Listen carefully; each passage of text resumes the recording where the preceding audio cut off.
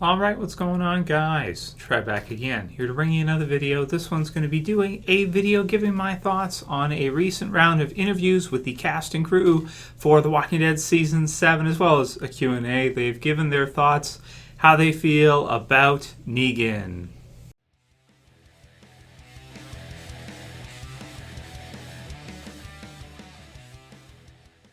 Okay, so this one is a fun one. I'll go ahead and put the link in the description to amc.com. And yeah, they've got a pretty cool list here where they go over kind of how everybody feels about Negan from each character. So it says, he's charming, he's a sadist, he's charismatic, and a cold-blooded killer. He's Negan. Now that he and Lucille are here, things will never be the same for the survivors. So how does Negan change the world of The Walking Dead? What should fans expect? Read on to get the answer from the people who know best, the cast and creators. So first we got Andrew Lincoln. So Rick. Rick says, the governor was much more about secrets. You didn't know what the governor was doing. Negan is very clear. He is very open with the people he meets. There is a charm, but there is a terrifying logic as well. So he compares him to the governor. So I like that comparison because, of course, Andrew Lincoln would think of the governor sort of as the main series villain so far. And I love that. Also, if you think about it, it's actually been over 2 seasons since we've had a major villain in the show. We had the governor in season 3, and he, until the mid-season finale for season 4. But after that, second half of season 4, we don't have a major villain. We just have like minor villains, Joe and the Claimers. Season 5, we've got Terminus and the Hunters. We've got the hospital. We've got with Dawn. We've got the second half of season 5 with, various, I want to say, with Alexandria. Going into season 6, we've got the Wolves, which are, the Wolves are pretty cool, but I wouldn't call them major villains, not like Negan or the Governor. And then after that, we've got the introduction of getting started with Negan, finally meeting him now. So it's been like a couple seasons and a half, really, since we've had a huge villain like this. So it's cool that Andrew Lincoln brings up the Governor. Yeah, the Governor and Negan are a lot different, I feel like. Negan's a lot more fun than the governor. Nothing against David Morrissey. He does an amazing job. He's a really good kind of classical villain, easy to hate, just simply a bad guy. But he doesn't have much in the way of charisma about him, and Negan does. Negan is very charismatic, and Negan has people who worship him, like they bend the knee to him. So Negan's really cool, and I'm guaranteed I'm gonna like the TV series version even more than the version of the Governor, just because really I think that Negan is a way better villain than the Governor. He's got a lot more dynamics to him than the Governor. So I like that Andrew Lincoln brought that up. Next we got Norman Reedus. It figures they put him second. Second. He's pretty much the second biggest character in the show. Sometimes some lists have him as the favorite, even over Rick. So Daryl, so he says, Negan is a cold-blooded killer, and he's got the numbers. He's got an army of people who call themselves Negan. They are doing everything he says. There's no way around that right now. So, they are very loyal to him. That's true. Cold-blooded killer, he is. He doesn't really feel too much in the way of remorse. They called him a sadist earlier, and I'd agree with that. We've got Stephen Yoon. We got Glenn. He says, the threats that we have experienced are not even close to the threats that are really, truly out there.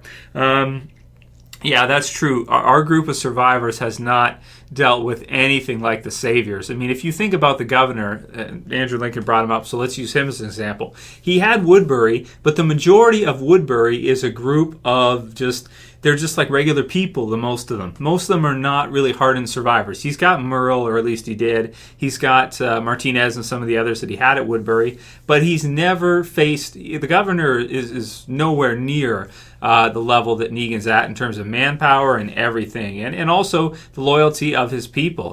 They will do anything. They would go into the prison and they would go straight through. They wouldn't turn around and run coat if it was for Negan. It's totally different, and he is a bigger threat than anything they've ever faced before, even than a Walker zombie herd of like 30,000 zombies. Then we got Chandler Riggs. Carl, he says, Negan is a very charming character, but at the same time, a psychopath. I love it. Wonder if he watches the videos. Negan is that. I did a video. Is Negan a psychopath? Yes, he is. Negan is by far the most dangerous character we've come across yet. You are going to hate to love him. Oh, I love to love him. I don't. That's all there is to it. Maggie Lauren Cohen, awesome. She says Negan. Maybe she might be pissed about it, knowing what happens in the comics and stuff. Negan is this complete sadist that takes so much pleasure out of inflicting such great pain on people. To me, Negan feels like this horrible undercurrent that's been there the whole time that we haven't realized, and now it's rearing its head from every doorway you can imagine. It's like how the bulls have little flocks of birds that live on their backs. We've been there not knowing we were there sleeping. I don't know, sleeping on this giant scary bull. We are upended. Okay. Next is from Denai Guerrero Michonne. I'm having too much fun with this one. She says, they have never seen this type of force in the world yet. I should have got my bet for this one. The game has changed. We hope we can still play it. Yeah, that's fine. I like that. I hope we can still play it, the game. Yeah, it's fun. It's fun. Okay, Soniqua Martin Green. Sasha says he is using psychological abuse. That makes him different and more dangerous than anyone we have ever faced before. In his mind, he is more valuable than anyone else, and that is sickening. He definitely sees himself as better than everybody else. He's like a zombie apocalypse king, so to speak, kingpin, so to speak. Abraham Michael Cudlitz, so this should be good. He says, it's a dangerous world, and it appears it is run by one guy that we knew nothing about. We have no idea of the size, scope, command, and the tentacles that this group has. There are no answers, and we are not in a position to get them because in this moment, we don't matter. Oh, man, I love that. That's pretty good. Christian Serratos, Rosita, said he has no empathy, period. Josh McDermott, Eugene, said it's a pretty sadistic game that Negan is playing using a child's game to kill someone. Eeny, meeny, miny, mo. Yeah, that's true. It's so nonchalant and everyday for him. It lets you know you are not in charge. You are not the ones pulling the strings anymore. This is a scary time for this group. That's fun. Seth Gilliam, Father Gabriel, says, Negan introduces calculated brutality. I like that. I like the way yeah, that's true, right? Yeah, that is a very different dynamic than we've seen in this world. Aaron Ross Marquand says, Negan has been a pervasive threat for most of last season. Even before he was revealed, there is this notion that he is everywhere. We've seen that in the trailer.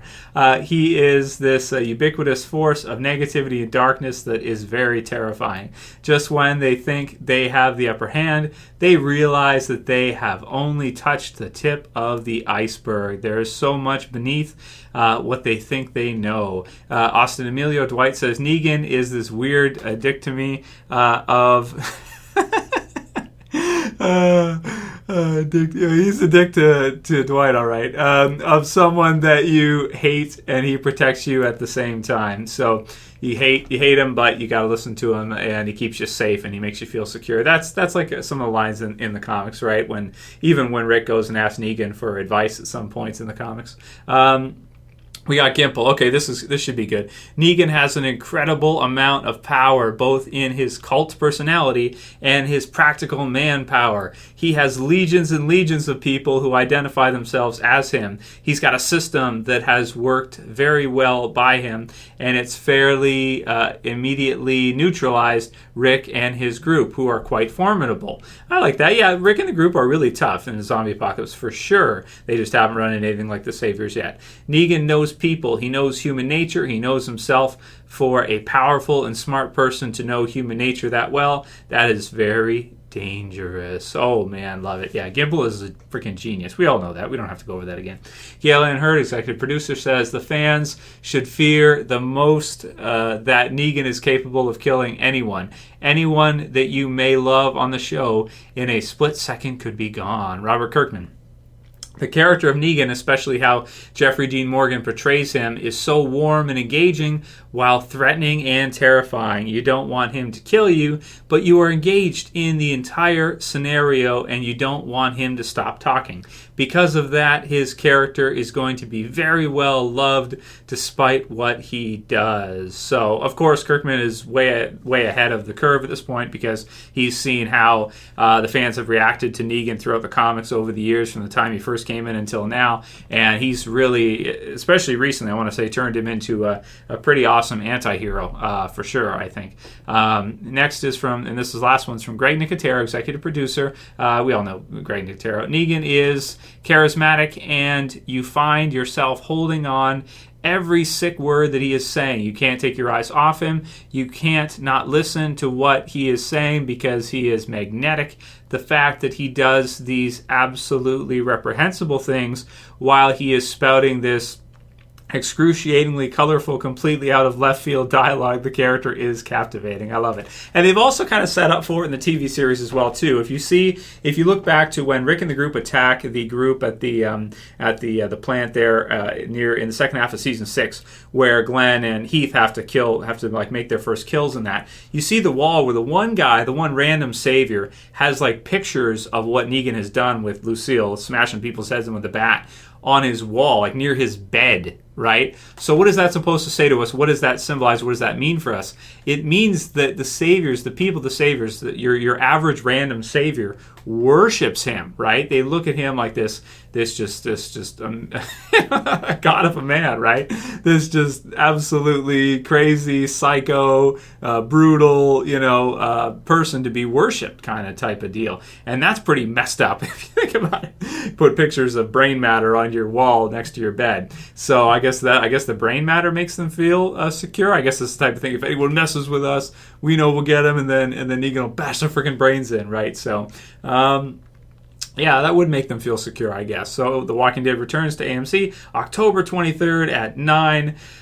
Click here to see Negan's World to stay up to date with latest news about The Walking Dead, all kinds of awesome stuff. I love it, man. So really cool article to read through. That's pretty much everything in it for you guys. You can check it over yourselves if you want to. Just hear everyone's opinions on Negan. I'm not sure which one I like best. I think maybe I like Maggie's best. It says. I don't know, the bulls and stuff. I don't know. Anyway, it sounds like a lot of bull to me. So, okay, that'll be it for my video here, guys. You guys already know how I feel about Negan. He's amazing, and he's probably the best character Kirkman has made in terms of a villain in any of his series, be it Walking Dead, Invincible, Outcast, what have you. Granted, I haven't read Outcast all the way through. I should be honest with that. So you guys can write your comments below. What do you think about Negan? How do you feel about the character? If you've read the comics, now I've read comics, and then type your thing, because I think it's really going to vary if people have read the comics all the way through and been and kind of had a transformation with Negan versus people who are just coming in right now and haven't read all that material in the future and don't know all those things with Negan that are coming up. I think those that have read the comics, like Kirkman said, will probably be much more engaged and much more, will like the character a lot more so than people who haven't and are just getting to meet him right now. Right now, everybody from the TV series probably hates him because they don't really understand fully who he is and everything, and seeing him do anything else to redeem himself. And in the comics, it's quite a bit different. So, let me know what you guys think about this one. A lot of fun, and of course, we'll continue with the Q&As tomorrow. That'll be it for this one. We'll call it here. So if you guys like the video, please don't forget to thumb it up below. Send me your Q&A questions, and if you're new and you want to subscribe at the bottom left. Always appreciate it, guys. I'll see you again real soon. As always, it's Trev, and I'm saying peace. Later, guys. See ya.